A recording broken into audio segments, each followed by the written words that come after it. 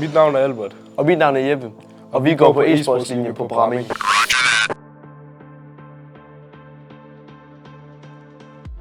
Jeg valgte e-sportlinjen, fordi jeg virkelig godt kan lide Counter-Strike, og jeg gerne vil blive bedre til spillet, men også lære at spille mere seriøst på et hold. Noget af det fede ved linjen er også, at vi har en virkelig dygtig træner. Han spiller selv CS2 på højt niveau, så han ved præcis, hvad der skal til for at udvikle sig. Vi får meget konkret feedback på vores spil, både individuelt og som hold.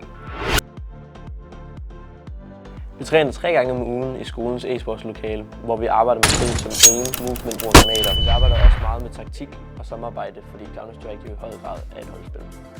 Vi lærer os om roller på holdet, f.eks. IGL, Entry, Orb eller Support, og hvordan man arbejder sammen i runderne.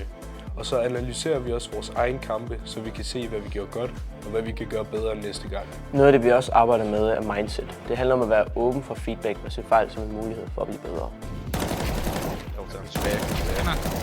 Nej, mere. Nej, Vi arbejder også med fysisk træning, fokus og mental styrke, fordi det faktisk betyder meget for, hvordan man præsterer.